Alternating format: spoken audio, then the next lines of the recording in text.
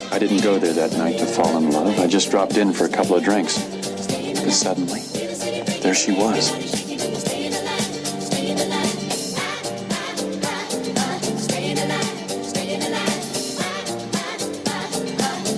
I was captivated, entranced. It hit me like a thunderbolt.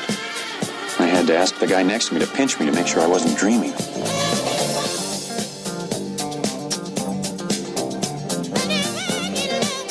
I was afraid to approach her, but that night, fate was on my side.